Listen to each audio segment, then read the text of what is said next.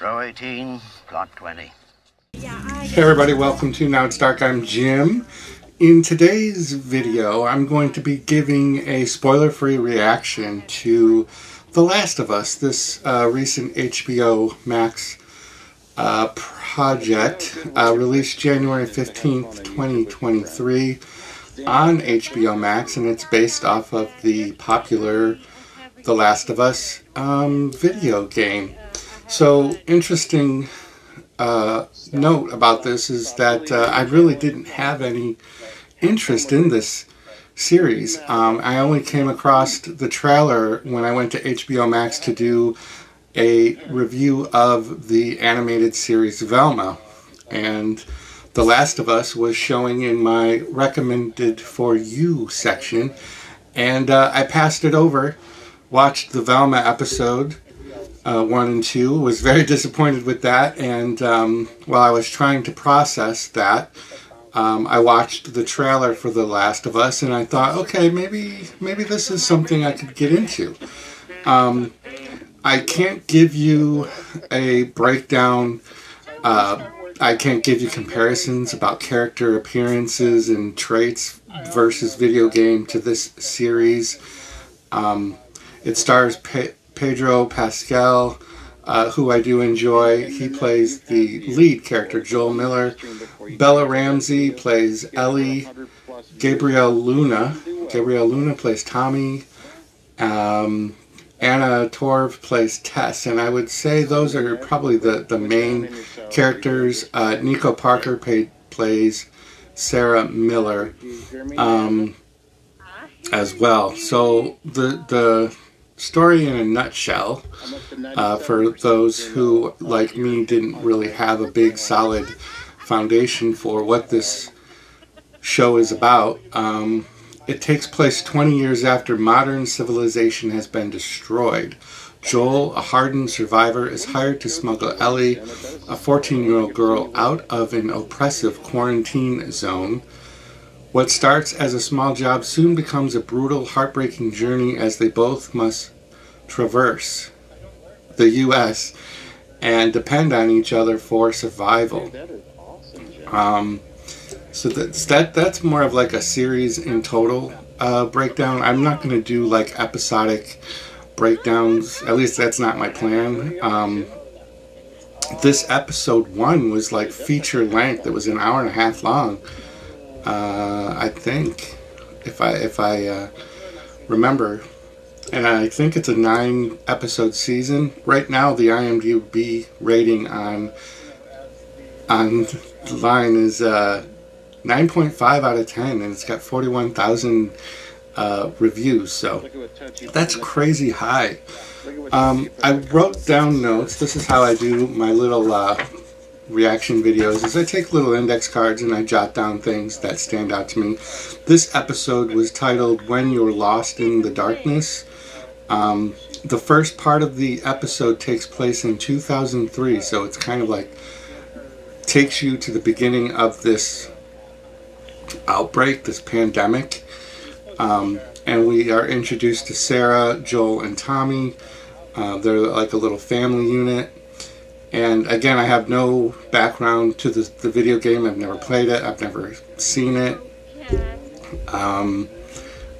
So I have no basis to compare, which sometimes I think is a benefit, because I'm not bogged down by, well, they changed this or that character doesn't look the right color, or right ethnicity or gender. I believe that they were in Texas. If I'm wrong on any of this, please feel free to leave spoiler-free comments in this comment section. And so we're introduced to these 3 main characters. You know, life is normal, and then in the background you can start to notice that there's an uptick with police presence and overhead airplanes and army quarantines. Then the action kind of really picks up when it's true to life. Like right now, we got to get out of town, And so they get into their pickup truck and they decide to head to Mexico. And there's a real enormous action sequence. You know, everybody's trying to get out. I really, in this first whole set of 30 minutes or so, I really was getting like vintage season 1 The Walking Dead vibes. And I was really a fan of the early seasons of The Walking Dead. I dropped off toward the end. I never watched, and still haven't, the finale or any of the past 5 seasons maybe. But I was excited that I was really invested in this story. I was really actually very captivated. It was shot really well. The pacing was perfect for me. I didn't lose interest at any second. Really incredible action sequences. And then, you know, again, spoiler free, so we're now ahead 20 years later, where Joel is in this quarantine zone. They do a good job of kind of showing the dichotomy of what the situation is like for people that are working for the government, the Fedra, and then there's the people that are in quarantine and the life that they have now and how they're dealing and making deals, and there's like black market and there's resistance groups, and they're called the Fireflies. And there's some imagery on the buildings in some places. When you're lost, look in the darkness. At one point I thought one of them said, when you're lost in the darkness, look for the light. So maybe there's 2 things going on. Again, any help you can give me in the comments below without being spoilery, for the sake of other people. I would appreciate any like tips on, you know, what that's all about. One really interesting fact that really kind of stood out to me is that while Joel is now wanting to go to Wyoming to find Tommy, they have split up at some point for whatever reason. And it appears to be that Joel is now located in Salem, Massachusetts.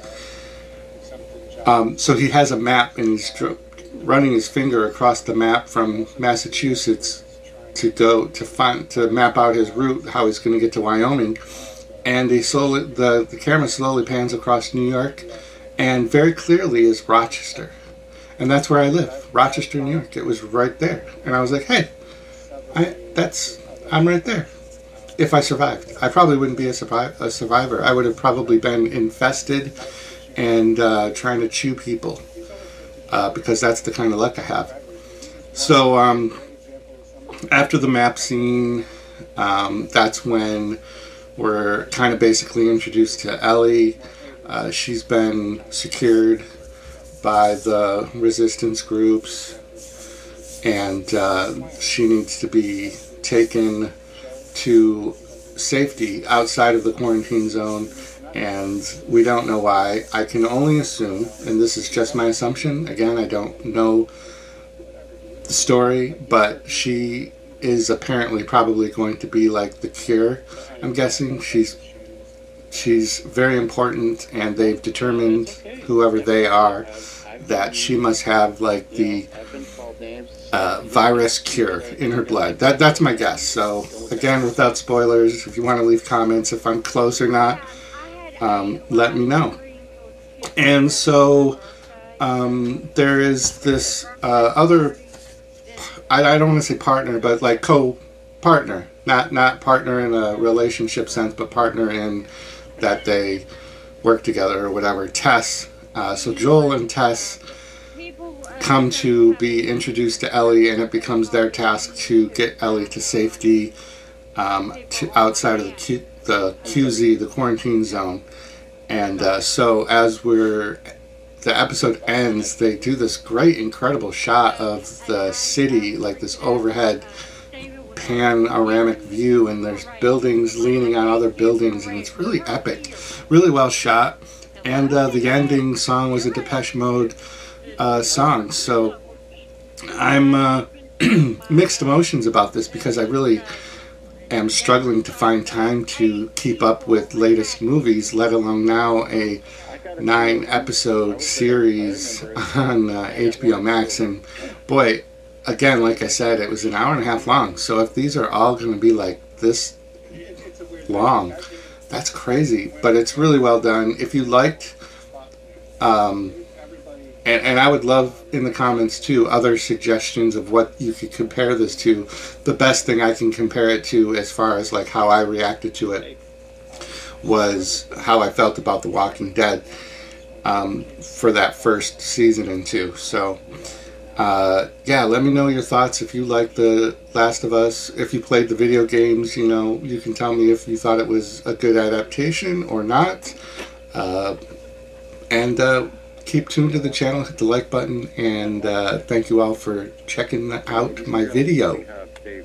So have your dream, go on and sing your song. There's nothing wrong with singing out of tune. If people laugh and say your dream can never be, just think of